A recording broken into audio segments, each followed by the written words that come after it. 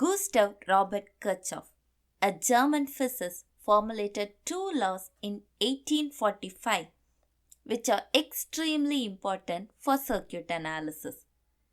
The first law is Kirchhoff's current law and the second law is Kirchhoff's voltage law. It is interesting to note that Kirchhoff was just a 23-year-old student at the time of the first publication of the laws. In today's video, I'll concentrate only on the Kirchhoff's current law. Hi, I am Benila and you're watching The Learning Curve.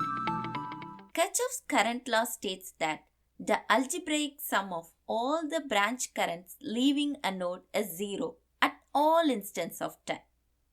To better understand this law, we should first know what a branch and a node are. A node is a point where two or more elements are joined. In this example, a node is formed by connecting two elements. Here, a node is formed by connecting three elements. Finally, in this example, a node is formed by connecting five elements. The branches are the connections between the nodes. In other words, a branch is an element. It can be a resistor, capacitor, inductor, or source. Now, look at this circuit. I will give you 10 seconds. Can you count the number of nodes in this circuit?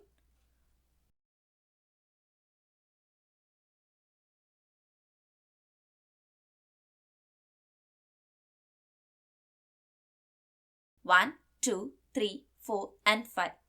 The nodes 1, 2 and 4 are formed by connecting two elements. The nodes 3 and 5 are formed by connecting three elements. Now you may wonder, why can't we have nodes 6 and 7? There is a simple explanation. If no elements exist between two or more connected adjacent nodes, these nodes can be combined as a single node. For the same circuit, can you find the number of branches? 1, 2, 3, 4, 5 and 6. We have 6 branches. How about this one?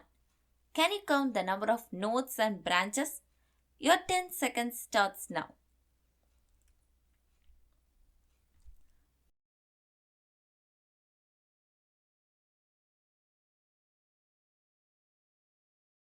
One, 2 and 3. We have 3 nodes. 1, 2, 3, 4, 5 and 6. We have 6 branches. Now I hope you are familiar with the branches and nodes. Let's come back to the law.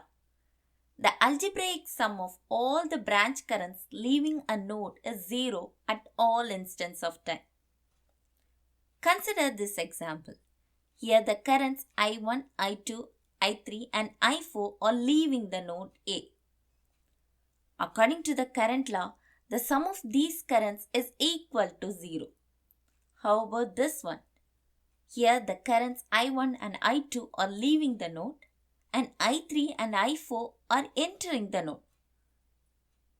How do we find the leaving currents from these two branches? It's very simple. You just have to include a negative sign. Therefore, the leaving currents from these branches are minus I3 and minus I4. This means I1 plus I2 minus I3 minus I4 is equal to 0. We can simplify this as I1 plus I2 is equal to I3 plus I4. In other words, the algebraic sum of currents entering the node is equal to the algebraic sum of currents leaving the node. Kirchhoff's current law, KCL, directly represents the law of conservation of charge, as it states that the total current entering a junction in a circuit must equal the total current leaving it, meaning no charge is created or lost at that point. That's all for today. In my next video, let's solve some numerical problems based on KCL.